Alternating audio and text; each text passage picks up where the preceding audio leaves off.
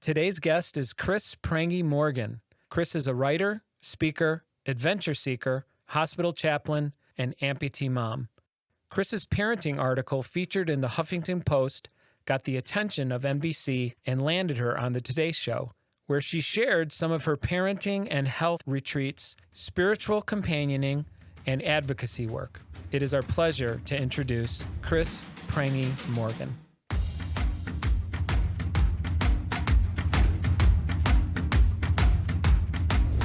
Hey, Chris, how are you today? Good to see you. Good to see you, Rick. How's it going? You're in Chicago, right? We are near Chicago in beautiful Joliet, Illinois. That is correct. And it is a very, very wintry day. And what I mean by that is it's not favorable in terms of temperature, and it is definitely very, very gray and cloudy out there. Fortunately, we don't have any snow at the moment, but it certainly felt like winter when I got in the car to get to the studio today. Where in the world are you right now? I'm up in Wisconsin, right outside of Milwaukee, actually. Did I hear correctly that up north they might have got a little bit of snow or no? Yeah, we got, I'd say about 3 inches yesterday. Oh, no kidding. Yeah, it was kind of a wintry mix. So slushy, but not horrible to drive in. But yeah, I know, I'm not ready. How long have you been in Wisconsin? I actually grew up here. Oh, you did? Mm-hmm. Yeah, I lived in Philadelphia for about 4 years, and that was really the only time I lived outside of the state. Okay. But yeah, I'm a Midwestern girl through and through. So are you like a major, what is it, like Green Bay Packer fan? I'm actually, I don't even get into football. I don't understand it. And, you know, it's like a religion up here. No, if you live in oh, man. And that is just not me. But I work in healthcare, and every time I walk into patient rooms and the Packer game is on, at least I can engage in conversation about it. And I let people teach me a little bit about the game because I'm just clueless. Yeah, I don't have a whole lot of interest in professional sports in general. And I not that I don't find things like the Olympics, fascinating, but in terms of, I guess, high money making kind of sports endeavors, I just don't really gravitate towards it all that much. I know the Super Bowl is one of the most watched things, going, but to me, it's kind of like, okay, well, the commercials are kind of cool, but yeah, or the halftime show kind of thing, because I'm a musician. When I first started researching your story and going through what's been a pretty interesting path as an amputee, I think the one thing that kind of stood out to me right away was the fact that you're an adoptive parent. And that particular part of your story fascinated me in that, you have, a child who's special needs.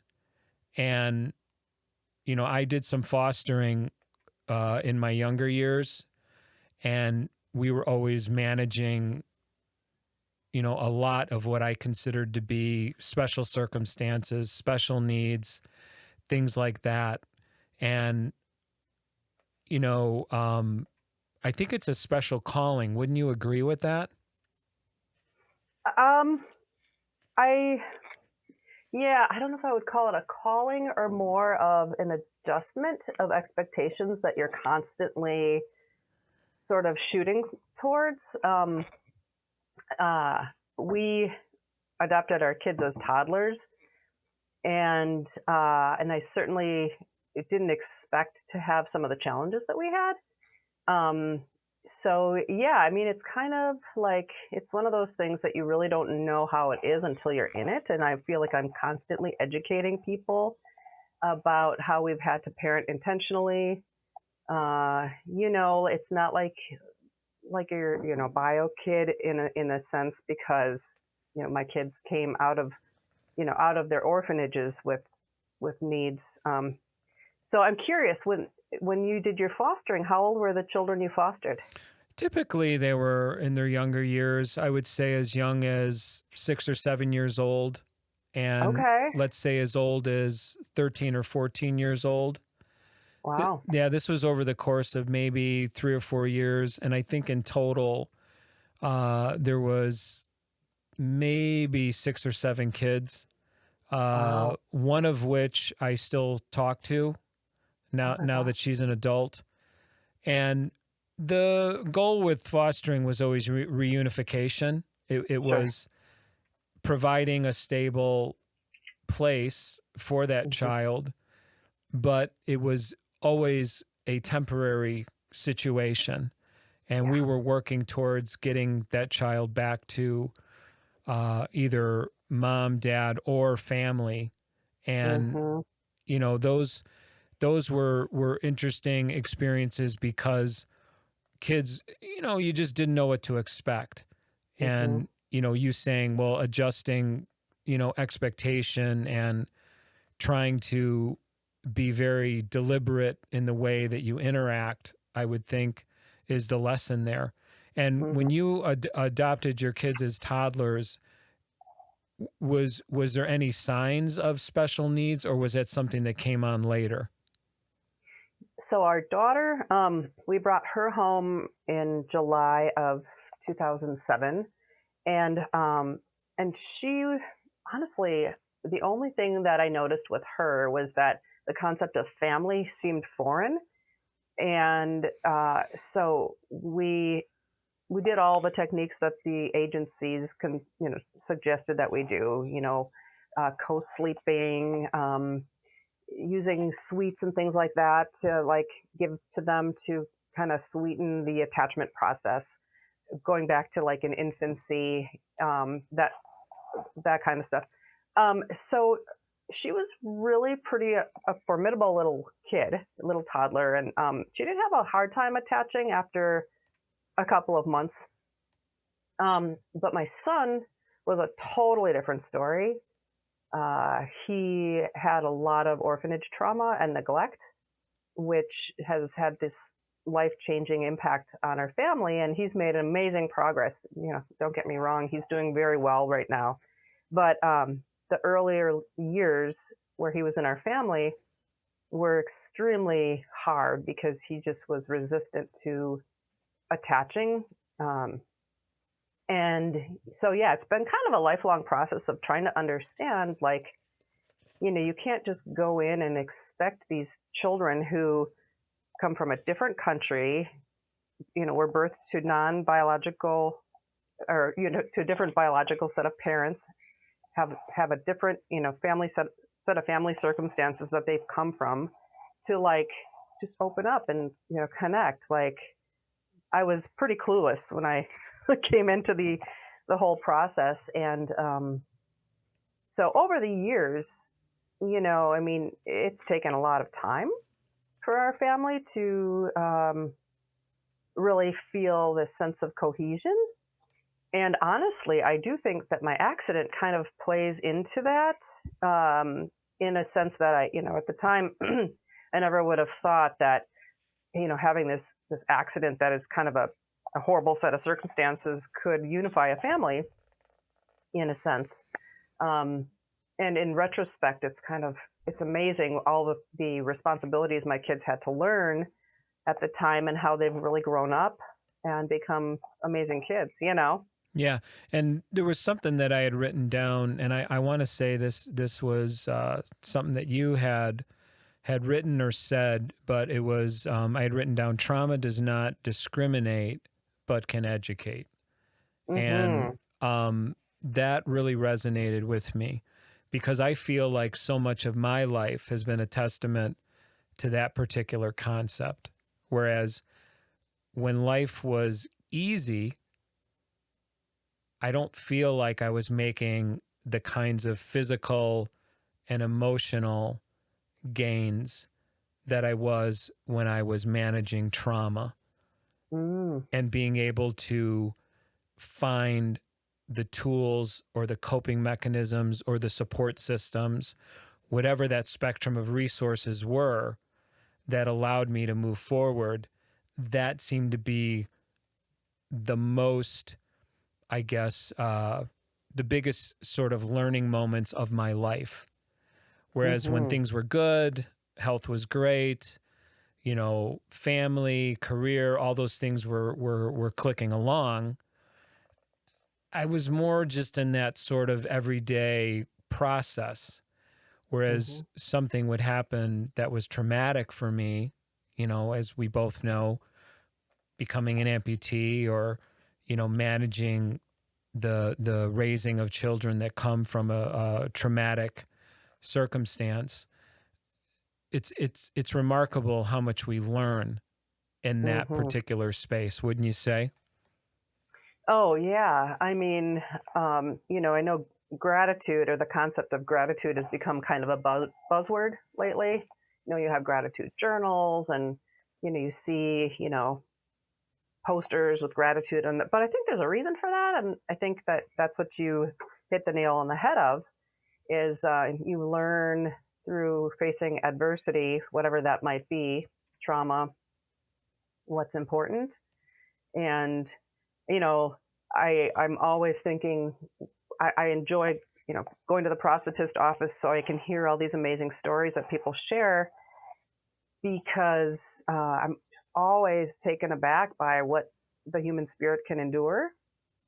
And, I look back on our family set of circumstances too, and I think, wow, we really have endured a lot. And you sort of look back on the things that you used to think were important. And I just kind of laugh. I think, I can't believe I used to think that, these very trivial circumstances were a big deal, Mm-hmm. And I think that we all kind of share that, that way of thinking. You know what I mean? Sure. Absolutely. I want to talk about your fall and your amputation, and that seems to be again, something that you recognize as a connection point in your own family's development. Previous to your amputation, though, managing or navigating that adoptive space, with your spouse. I mean, what would be the kind of advice that you'd give, let's say, a young couple that was considering adoption? Mm.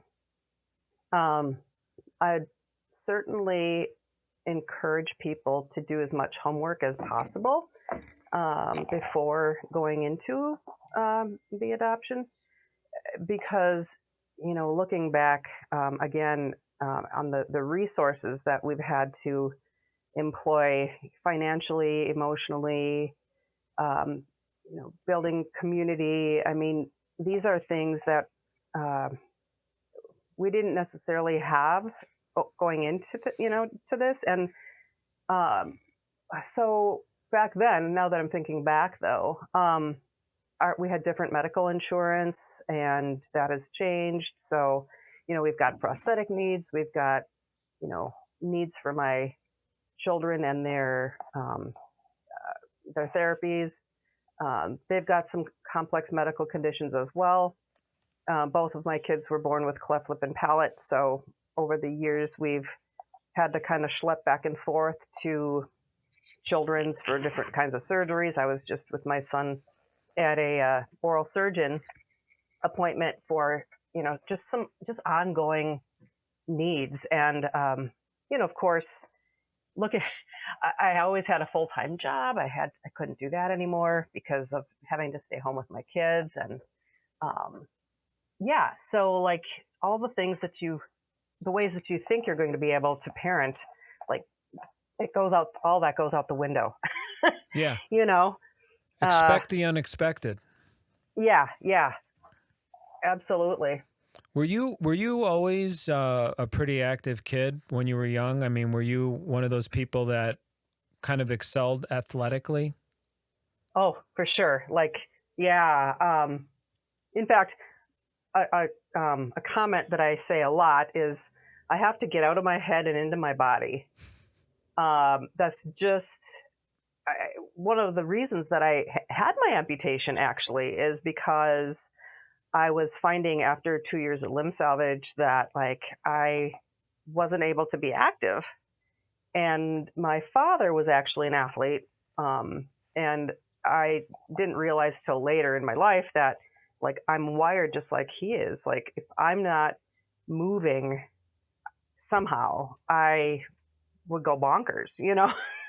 I probably have ADHD, you know, looking back. But yeah, I'm always feeling the need to like, just like, we'll go, like right now I've got a shoulder injury. I just had an MRI for that yesterday, but so I'm not able to climb. So I have to get like on an elliptical, or I was having some knee problems last year, so I was swimming quite a bit. So I'm just trying to always figure out how to get my groove, Yeah. you know, by staying active. When did climbing enter the picture? You know, when did that become a passion for you? How old were you? Yeah, so it's interesting. My husband lived in Las Vegas in what, the later 2000s, and we got married in 2005. So on our second date, we were talking about what kinds of things we enjoyed, and he said he got into rock climbing when he was living in Vegas, and I said I've always wanted to try that. So our second date, we went to the climbing gym, and I was hooked instantly. And yeah, so then we started climbing a lot, and it became part of our family. And in fact, my daughter just had a competition last night. We still climb. It's a great family activity. I mean, it gets you outside. It's a great community that's just growing. Um, so yeah, I started climbing actually in like 2004. Don't you feel like families that engage those activities together? Because one of the things I admire about you in particular, and so much of your video blog and some of the things that you share out there, it would appear to me that you really engage these physical activities as a family now. Yeah. And to me, it would seem that's such a great blueprint, you know, for lifestyle. It's just such hmm a perfect way to put your children even on a path of, you know, health and awareness about their bodies and, you know, all the things that, you know, we want our, you know, our children to experience. Um, but it seems like you've done that job very well. Even as an amputee, you've done that job very well. Yeah, thanks.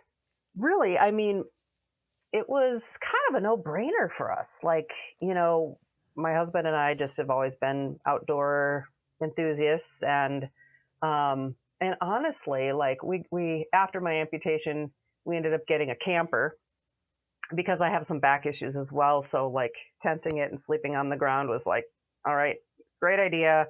It's not worth it. So, you know, we've done road trips every summer. My husband works in education, so we have summers off. Um, you know, our son has ADHD, so, you know, he's burning off energy. Um, yeah, it's just kind of been like a kind of a no-brainer for us over the years. You know, we kayak and we bike, and I hope that our kids always maintain that love of the outdoors, and just, you know, I just think overall it's healthier. Uh, I yeah. was you know, watching the piece on the Today Show that you did, Mm. and you know, you describing that day when you had your accident, when you had a fall. How high up were you when you fell? I'm trying to think. I would say it was like about 28 feet or something Wow. like that. Like I Yeah, know that's at way that. that's way the hell up there, man. Yeah, yeah. I Yeah. mean, the gym itself, I think, is like 30 something feet, and I wasn't like all the way at the top, but there was this brand new set that was on the wall, and I didn't even know what the rating was, and I was like, "Oh, that looks like a great route. I want to climb it." And yeah, so yeah, I mean, So you're climbing up this wall, and what you would do every day, let's say when you're climbing, which was completely normal protocol, that particular day you did not strap yourself in for some reason. Right. And Yeah. do you process that on that at all? Or is that pretty much like in your rear view now? Do you not even think about it? I think about it. I mean, I still climb. People are surprised that I still climb, but I totally know why the fall happened. And actually, while I was in the hospital recovering, I had a psychologist come and do, an assessment and for post-traumatic stress from my accident to see if I had any post-traumatic stress symptoms. And I actually said, I think I had post-traumatic stress before the accident happened, which was probably why it happened. I was in this hypervigilant, very hyper alert mode all the time because of parenting and overdrive and dealing with a child who had a lot of needs. And I thought I could take on the world and I could be this super mom. And because I had worked in human services and as a social worker in my past, like I thought I could do all these things. And so the day that the accident happened, he had been through some therapies in the morning. He had an appointment in the afternoon. And I was thinking I was going to go to the gym. I was going to, climb for about an hour and a half. And then I was going to leave and I was going to take him to this appointment. And I had to work that evening. All these ways we think we're going to manage our lives. And, the first thing that is always on a climber's mind is make sure you check yourself. Make sure you're clipped into your harness or into the belay system. And this was on an auto belay, which is like a pulley. Okay. And I had my kid sitting on the floor, lining up his cars and playing. But he was, a lot of kids with ADHD have, like, they're always moving, they're making noises in the background. I mean, after some time that gets into your head and it's like you don't even realize that you're just like, like, the person tapping next to you constantly or whatever. I mean, I was kind of living with that all the time. And so I didn't even realize I forgot to clip in and I started climbing and, obviously ended up falling quite a bit. And and that was really life-changing, And I always try to put myself in that particular scenario when it's just this sudden sort of tragic event. I mean, when you fell, it wasn't like you were unconscious. Like I thought I remember you saying, I tried to get up. Yeah, I did. And you did get up. And yeah. And at what point, I mean, I would think immediately you thought, okay, something's really, really wrong. Yeah. Well, people will ask, what was the first thing that came to your head when you knew you weren't clipped in, right? And after, shit, I was like, I mean, and really, this sounds longer than the split second that I thought, you don't want a spinal cord injury. So I'm right side dominant. So I broke the fall with my right foot. Mm-hmm. And I had what they call a vertical shear pelvic fracture as well. So as my foot hit the floor, my pelvis sheared like this. And so I felt like a marionette, like I wasn't connected at my pelvic ring either. Wow. And that was wild. But my whole life I've been so focused on everybody else, making everyone else feel like comfortable and okay. And I wanted everyone to know that I'm fine, like it was just reflexive, but I wasn't, obviously. So, that was bizarre. I mean, I knew something was wrong. And I still remember laying on the floor waiting for the paramedics and thinking, whoa, this is like nothing I will have ever been through. I'd never even been in the hospital, and like, wow, I can't believe I let myself get this stressed out, man. Like, whew. Yeah, and being this physical, athletic, active go-getter, and you're managing your children on a 5-star level, and you're doing all of these things, and to suddenly have that split second where all of that energy pulled you away from doing that one thing that was going to completely change your life in that moment. I would think, does any of that sort of take you to a place of, okay, how do I mean, becoming an amputee, very much, for me anyway, it was a reminder of, well, it's time to take care of me now. And Mm-hmm. I really, really need to focus on my self-care. I really need to get to know my body again. I really need to go through and navigate this very, very difficult space, which is being an amputee, something nobody ever thinks they're going to go through. Nobody ever plans for it. Nobody ever thinks about, well, I wonder what it's like to not have one of my limbs. Yeah. It's just not a place, I don't think, unless you've grown up with an amputee or you knew an amputee, I can't imagine that would enter anyone's consciousness at all. So going to that, does that put you in a state of, well, how am I going to find that balance that allows me to do the self-care? Because obviously you've done it, you're still an active person, but also to be able to give of yourself for your children in that simultaneous kind of way. Mm-hmm. I like how you mentioned the word energy before. I like to think about life in terms of the amount of energy that we have, like a pie. You've got 100% of your time and your effort, and I used to give 80% to my kids.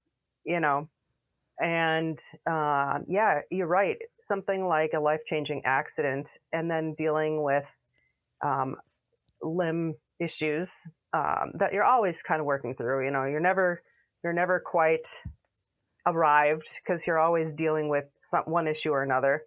Yeah, it requires you to, or at least in my case, I realized it required me to have to put myself first and to shed this idea that you have to be such the martyr, like you have to give and give and give to feel this sense of fulfillment. Because if it's like the whole oxygen mask thing, you have to put your own oxygen mask on before you can help other people.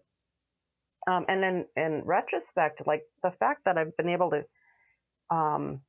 be a witness for my kids, that this is how you should really be too. You should think or care about your needs. Like if you're not feeling well, don't push through it. What is that about? Like, or if you are feeling stressed, like my daughter is a perfectionist, she's like straight A kid. And to be able to just say, you know what, if I'm not perfect, that's fine. Because that pursuit of trying to be perfect all the time, for me, was why I ended up in this mess. You know what I mean? So looking back, like I think to be able to cherish yourself, for me to learn how to cherish myself was a whole new ball game.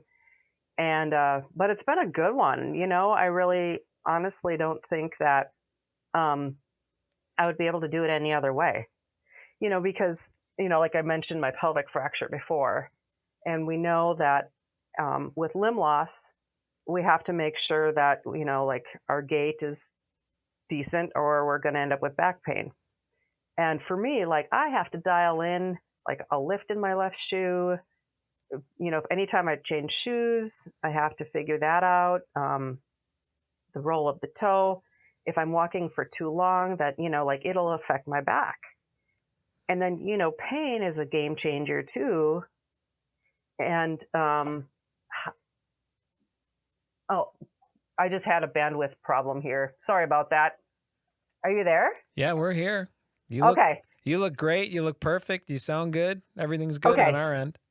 Okay, I just had a little alert in the corner of my screen. No, I think what you're talking about, and I speak about this pretty often, is there's so much nuance to becoming an amputee, and there are so many little fine details that go into developing the correct gait, being able to function in what I consider to be a consistent way that is pain-free. There are certainly days when my residual limb is what I consider to be very cooperative. It's like my limb's in a good mood today. Yep. And my limb loves my prosthesis today, and I'm walking around like this, this prosthetic leg it's just an extension of myself. Like, I don't have any issues at all. And it could be something as simple as changing a shoe, going to a different shoe type, and everything falls apart, like suddenly I'm moaning and groaning and I'm in pain and I can't move. And I'm, it's funny how one little detail can sort of knock over those dominoes, and it goes down the line. So, for you, what was the thing that you would say surprised you most about recovery and, getting back to normal as an amputee, especially being a very physical person? Yeah. Well, I think in terms of that, we're all these multifaceted people. And I used to I was never like a high heel wearer on a regular basis, but I still like to look good. And, and with women, the shoes make the outfit. And all of a sudden to be in this situation where I'm always talking about the concept of grief and loss. And because for me, it was an elective amputation to regain my quality of life, and I never regret that I did it. I guess I wasn't expecting to still really grieve my leg, my meat leg, or my foot. And this is going to sound very strange, but going back to your initial question or comment about being an active person, my right foot, my sister and I used to joke because I had a really funny looking foot. My toes kind of curled like suction cups. And I was a jumper and a springboard diver in high school. Like, I was on the track team and I was super fast. And genetically, I've always been a really pretty gifted athlete. And I never thought about the fact that my foot, as odd as it looked, it had this amazing push, and my toes were like part of an extension of me that I could just really push off my right foot. And like, as a sprinter, I got out of the gate fast, and it was my extension leg when I was diving. And now I have a prosthetic leg and I don't have those toes anymore. Mm-hmm. Those funny looking toes that my sister always used to tease me about. But I still have the muscle memory. So even though I'm dealing with a prosthetic foot, like, I know how to load the foot and get propulsion from it. And, just growing up with the mind of an athlete, it's been very helpful. But I'll never not miss that funny looking foot. Yeah, of course. Yeah. And I appreciate you saying that, because so much of, I feel like, my own success in getting active again as an amputee is, I always think of it like there's this rewiring that's going on, where there's all these new sort of impulses that are being sent to my brain from my residual limb in cooperation with my prosthesis. So it's almost like I'm developing this whole new way to process how to move, or how to accelerate, or how to pivot. And I think embracing that and saying, well, this is just how it is, and I can do these things, these active things. It's going to feel different. It might even feel a little bit strange, but I can train myself to adapt, because, the adaptive piece, when I talk to, para athletes and people that are, doing the triathlons and doing all kinds of just incredible achievements from a physical standpoint, they'll talk about that and say, once you surrender to it and embrace it and say, this is just how I'm going to get there, that's when the progress happens. It's reaching that point of acceptance that when I ride a bike or when I run, it's just going to feel different. And I have to accept that. And once I do so, then I can start doing all the other trainings around that, you know, to build my muscles, build my endurance, and do all the things that I used to do before, and maybe even in some cases, even better. That always surprises me when someone will say, you know, I'm actually faster now as an amputee.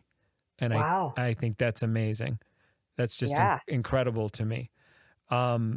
As far as your children, you know, after your fall and your amputation, how do you feel like your role changed, or you know, what do you feel like through their lens? What do you think that was like for them? It's funny.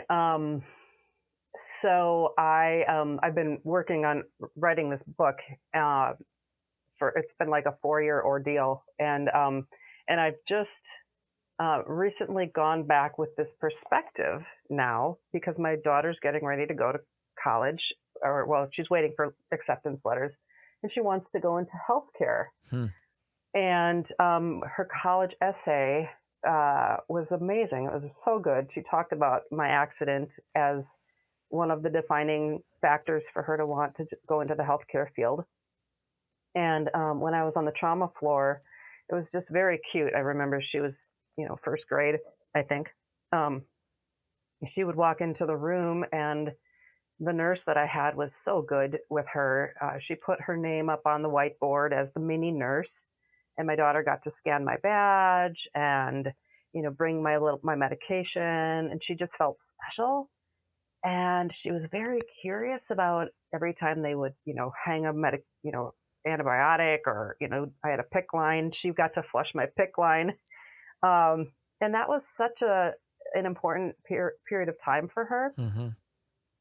And my son also was very curious about these things. And he's kind of he's kind of a techie kid. So like, even when I'm getting my leg made, he's in there watching, you know, the techs working on the leg. And, you know, I don't know. I can't imagine he's going to go into the prosthetic field. He's into the culinary field right now, which is very interesting because he almost died of starvation in his orphanage. So, you know, I'm just looking back and I'm just like, whoa, they had to learn how to, I mean, they had no choice but to learn how to become responsible. I couldn't go up and down stairs for 3 months. I had a hospital bed in my living room. So, you know, we live in Wisconsin, and it was throughout the winter months, they had to throw their snow clothes into the dryer. I couldn't do that for them. I couldn't help my kids pick out their clothing. So we had to learn how to like take pictures of her closet, and I could help her pick out things. You know, adapting doesn't just apply to, you know, the disability community. It's just like life. We're always adapting, and we're figuring it out as we go, right? So I think that that's a life skill that my kids have learned. And this is the bonus. I've schlepped them along to different adaptive sports experiences.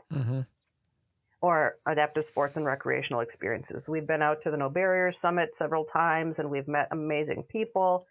My kids have gotten to know all these amputees, and they've just grown up thinking that this community is just normal. And I mean, that's such a gift, I think. You know, they're both very empathic individuals, and I'm very proud of them for that. And I don't think that would have been the case had my accident not happened. I mean, I don't know for sure, but still, I do think the normalization piece is really, really important in this community. I think that most of the general public see an amputation as not just life-changing, but almost life-ending. And I push back very hard against that. And I know amputees that rise above that, find their best selves in this particular process of discovering, adapting, changing. And the normalization for me is so important to get content out there, to get people to understand that, you know what, amputees, we are among you. We are everywhere, whether you realize it or not. And we are living our best lives. We are doing the things that we, just like anyone else, have dreamt about doing. We're pursuing our dreams. We're, having normal relationships. We're having careers. We're having, raising families. We're doing all of these things. And I think that to me is such a goal personally to let people know that this is all just normal. This is limb loss occurs. It's more common than most people think. When you look at it statistically, there are many, many people that are in this community, and we are living our lives out happy and healthy. And that's what, so much of this podcast is all about, is finding people like yourself, sharing your story, sharing your life experience, and showing people that are listening, the community, that, this is all just pretty normal stuff. These are just normal people. And putting, let's say, really high functioning amputees on a pedestal is such a miscalculation. I mean, these are just normal people. They have blisters too. They struggle too. Their prosthesis doesn't fit perfectly either, And I think there tends to be this divide that gets created where there's this sort of like superstar group of amputees, and then it's like everybody else. And we're all suffering on the other side. It's like, no. That's not what it is. It's this community that should be sharing with each other so that we can improve and we can move, accelerate as much as possible. And that looks different for everyone. What looks like the best for one person is not necessarily the fullest potential for another. When I think of myself, I want to find my own fullest capacity as an amputee, and discovering that is exciting and it's an adventure. But that doesn't mean that my end results need to look like, someone who's in the Paralympics. It might be something completely different. And doing it well with grace, I think that's what living, your fullest life is all about. And when I think about people like yourself, and, I look at all the articles you've published and all the people you've helped, and, living your best life with your family and being active and speaking to this in a way that gives us all guidance. I mean, I think it's extraordinary, and it's a huge inspiration for me. And it's part of why I think we need to be talking to amputees that come from all different walks of life, all different limb difference types, all different physical and athletic levels, and that come from all kinds of different background and circumstances, because the normalization is what's critical for me. When I think about, my biggest challenges as an amputee, what comes to mind obviously is to be as active as possible and to keep seeking out the best results in, my own endeavors, my we were talking a little bit about, prosthetics before we started today. I mean, what would you say are your biggest amputee goals right now if you were to categorize it? Wow, that's a good question. Goals. Well, you brought up earlier just how we're all juggling life, right? We all have, jobs or family or circumstances or whatever it is. Like we're our fitness goals, and my goals are constantly evolving. At this point, it's different. My husband and I were just talking about this morning. We have aging parents. We're in that sandwich generation where we have our children. We've got parents that we don't know how long we'll be here. I just want to spend quality time with the people I love, and that sounds very, very small. But I'm middle aged now, and I used to have these lofty, physical goals for like competing, and because I still think with the mind of an athlete, Yeah. and I love it. I love being active, and it still is going to have to be part of my life just because I love it so much. But I don't want to miss the opportunity to spend time with the people that mean a lot to me, uh, and that includes my kids and my aging parents, and back to the juggling and the pie of the energy that we have in our lives, like staying, having a workout plan. I have a day job. I work in a hospital as a chaplain, as a kind of an interfaith chaplain, and I companion patients that are in the rehab hospital. And it keeps it fresh. It keeps it fresh in my mind that whoa, you were here 11 years ago. Actually, I just had my 11-year trauma anniversary, and you were having these same questions, like looking at how life is going to be changing and how can you make meaning and find purpose and continue to have this life that you love. So yeah, it's just I'm always reconfiguring my time in a way that, and I never do it perfectly. I'm always trying to figure it out, but like, you know, be with my parents, be with my kids, be with my husband, still make money, Yeah. which is also why I'm, freelance writing too, because, that's something I can keep doing, even to my retirement when that time happens. So I don't know if that answers the question, No, but it's actually I think it's incredibly important and relevant that we take those personal inventories and do some goal setting when it comes to the people that are closest to us. So often, like you said, people will tend to focus on, let's say, just a very specific component of their career, or they'll focus on, well, I'm gonna get in shape, or, it's some very specific kind of physical aspect of their life.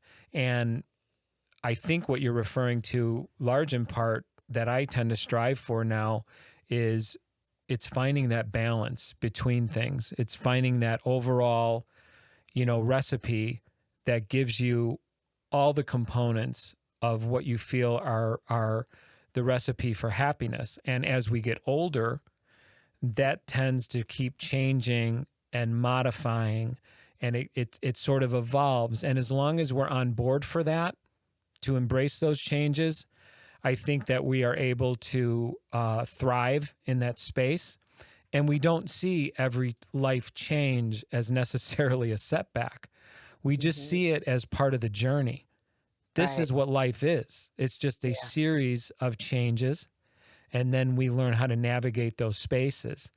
yeah, And doing the work that you do as a chaplain, I would imagine a lot of those kinds of themes sort of bubble up in terms of coping skills and being able to deal with trauma and being able to manage all of that. Um, because you became an amputee in 2011, correct? no, actually, that was my accident happened. Your accident was 2011. And then Yep, how many surgeries did you have before you actually became an amputee? I had about 11 Holy surgeries. wow. So yeah, I had the external fixator, and then the reconstruction, and then the free flap, and the bone graft, and all the debridements, and yeah. So it was pretty ugly. Um, So, and then I had my amputation 2 years and 2 months after my fall. So you'll be coming up on a decade in terms of being an Yes. amputee. Yeah. Yeah. That's not too far away. I know. Coming from the clinical kind of space that you do, given your vast experience with trauma and what your career has exposed you to, I guess the question that pops into my head right away is, how do you see the amputee community? Like, what's your perspective? What do you see as the good, the bad, and the ugly? I mean, through your lens, what are you seeing out there when you think about this community in general? Hmm. Wow, that's a loaded question.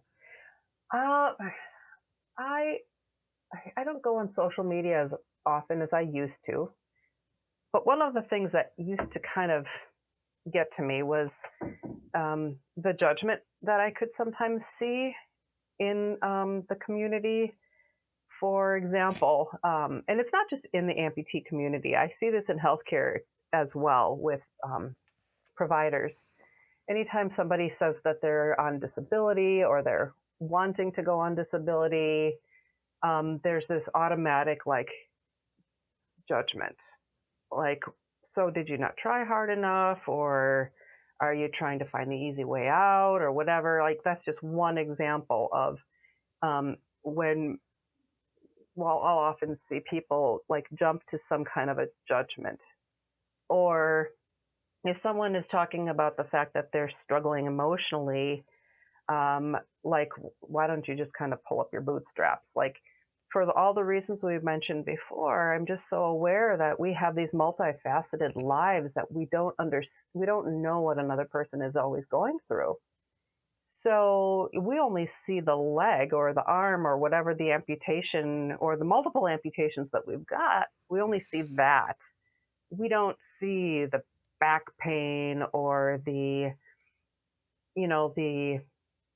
emotional baggage that can come with what this life can bring. Not everyone has the luxury of having insurance to get a good prosthetic limb, or they might not live close to a really good um, prosthetist. Like, so these are all things that factor into how our lives unfold. And I feel very grateful that I've got a great prosthetist. I've got the resources. I mean, we're certainly not, you know, incredibly wealthy, but like it's always been something that my husband has said, it's important enough that you have a limb that you are comfortable in and you can walk around on. You're like, not everybody has the resources. So, I'm not saying the amputee community is a judgmental, group.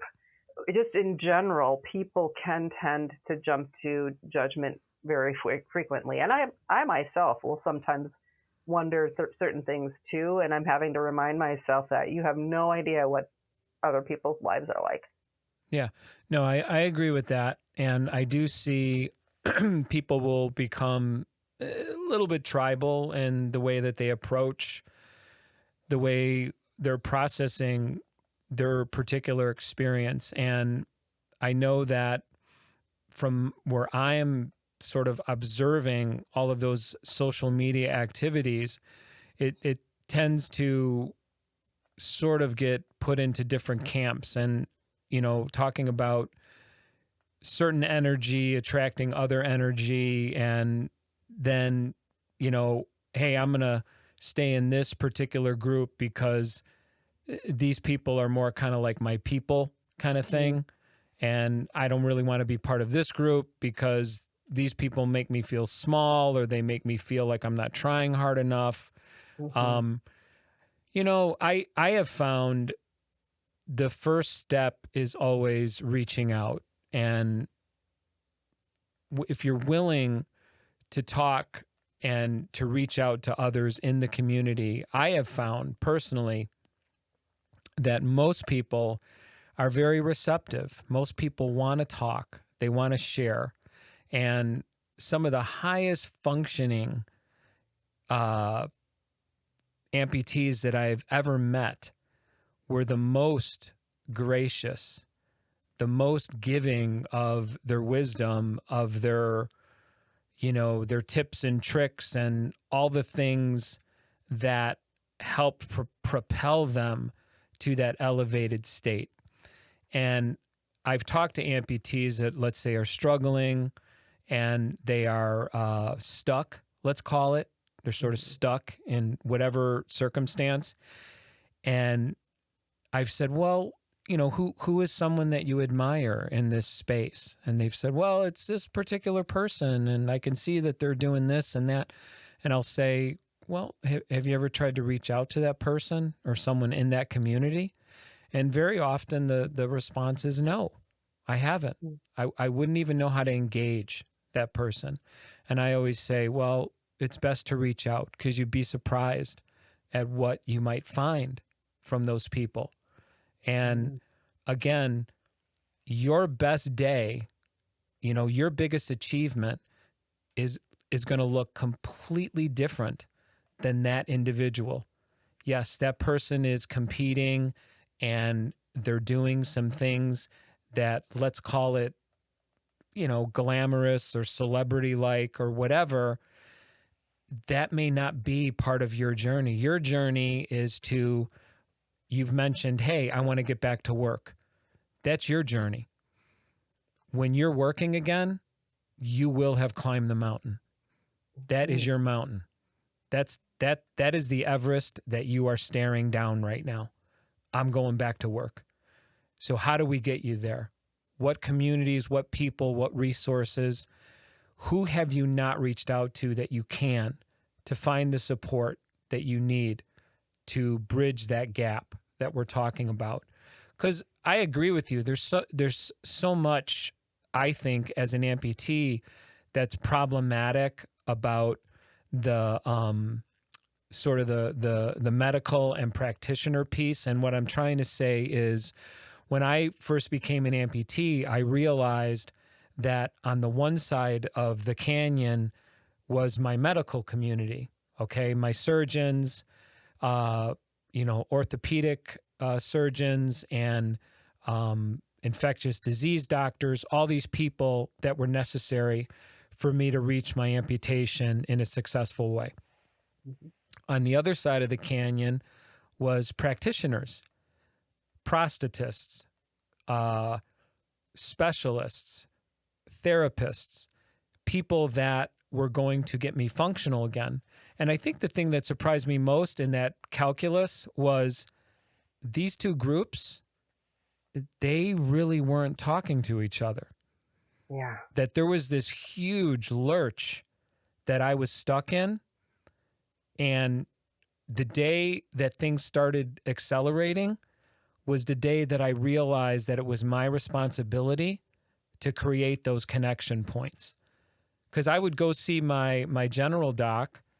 He'd look at my prosthesis and he'd say, I have no idea what that is on your leg. I don't know what it does. I don't know how it feels. I don't know how it affects your physiology. I don't know shit about what's on your leg right now. And I thought that's like a eureka moment. Like, okay, there's a huge deficiency in what medical people know about amputees. Did you find that at all? Oh, yeah. I mean, with, the amputation community, but also like even within healthcare, when I was going through my discernment period for whether or not I would have the amputation, I remember thinking, because they want to talk you into like going through all these fusions and, all these, and I would have lost a couple of inches of limb length had I gone through a fusion, which would have really, because I have my SI joint is fused and my pelvis is out of whack, I was like, could you imagine if I lost 2 inches on my side that's fused? And my doctors couldn't see, they only saw their one area of expertise. They couldn't see the whole person. So I kept saying, if I had an amputation, it would be better for my back, for my whole body, because everything could be symmetrical, because you can, make your prosthetic foot more level, and it just drove me crazy that nobody looked at me as a whole person. And now working in healthcare, I kind of see the same thing. I mean, it's better in physical medicine and rehab because they look at the whole person, but like, everyone's got their silos. You've got your orthopedic folks, and you've got your, you know, primary doc, and you've got your, imaging. I mean, it's nobody talks to one another. Um, And would you say that that's the thing you'd like to see change? I mean, what would you say is going to put what I consider to be a very underserved community of people? What's going to give us the tools that we need to advance, to do all the things that we want to do? I mean, coming from your perspective, would you say that connection point that seems to be a critical part of what is going to help this community in general? yeah, I think, healthcare is, I mean, in general, healthcare is in a mess right now because of, after COVID, just a lot, there's a lot of needs that aren't getting met in the field. But I think that the more we're able to educate our practitioners about what it's like to live this life, like as recently as yesterday, I have a shoulder injury and I went in for an MRI. The only thing they had for me to wheel it, because of course I had to leave my leg outside of the room because it's metal. They didn't even have a wheelchair in there for me, and so they had this walker, and I have this shoulder injury, and I'm thinking, all right, someone didn't think this through. I probably could have told them ahead of time, but like, I think we have to always expect that there are going to be needs that have to be met. That and that's another thing. I mean, we haven't even probably don't have time to go there, but the mental gymnastics that we have to go through on a daily basis just to live our lives, that takes a lot of bandwidth. Like, I never thought I was going to have to talk to them and say, I might need a wheelchair to get to the MRI machine. It's funny you say that, because I'll mention that to my family or friends, or I'll say to my girlfriend, I kind of have to plan out my steps. Yeah. Where are we going? What are we doing? I have to sort of, okay, how am I going to get from there to there to there? And I always find myself sort of doing a lot of scanning of the room to make sure that I can navigate spaces and Yeah. not have any issues. It's a different way of approaching life. It's certainly more calculated. It pulls away some of what we enjoy before limb loss as spontaneous. Yes. The thought of like just going out of town like on a moment's notice, it's like, okay, wait a minute. Yeah. I can't just go, I know, because if you forget something, like I didn't have an extra ceiling sleeve, and I was like, Oh yeah. like I blew through my ceiling sleeve, and now I have a nerve that every Yep. time I don't have good suction, that nerve is like screaming at me, and all it took was the fact that I forgot a ceiling sleeve, like Yep. and I couldn't, or whatever it is. We all go through that, sock ply or. Oh, ply sock that's notorious with me. I'll get to work and be like, oh man, did I forget to bring a ply sock today? I know. Because by Yeah. lunchtime, I know I'm not going to have a perfect fit anymore, Yeah. So Yeah. so those are just the trials that we deal with. And the last thing I wanted to ask you, what's if someone that listens to the podcast today and they want to just learn more about you and engage you, where do you recommend they go? I know you have a website.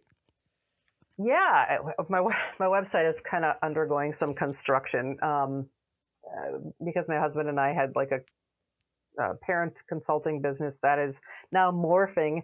So so ChrisPrange-Morgan.com is my website, but it doesn't look that great right now. But I'm on Facebook. I'm on Instagram. I write for Psychology Today, and I also write for Amplitude magazine. So, you can look for the stuff that I've written. I do have a book that's going to be out in May called Broken, Brave, and Bittersweet. Oh, wow. Congratulations.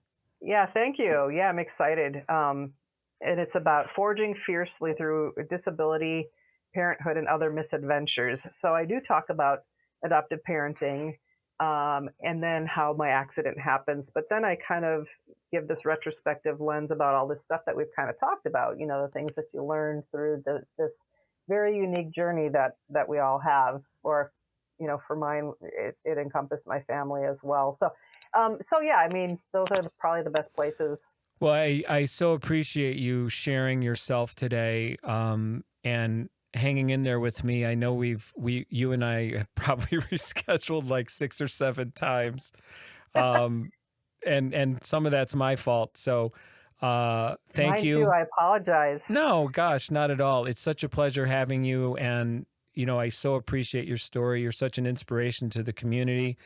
Chris Prange-Morgan, thank you so much. And yeah, thanks, Rick. And thanks for having this platform to share this amazing experience that we all have. I mean, it's so awesome that you've started this. How long has it been that you've been? Believe it or not, we're pretty young in this. We've only been doing this since June, and the way I look at it is, if we can change the trajectory of just one amputee, just one, we've done our job. And I'll frequently get messages, through social media, through the website and different things like that. And some of the response it brings me to tears, because people will say, this, just having somewhere to go to hear these stories and to know that my struggle is pretty normal, that what I'm going through, others have taken this journey as well. And to feel that connection, for me, has been just a ton of fun and really, really gratifying. So again, thank you so much for being here. That's going to wrap it up for us. My name is Rick Bontkowski. This is the AMP'D UP211 podcast, and I want to wish everyone health and happiness. We'll see you next time.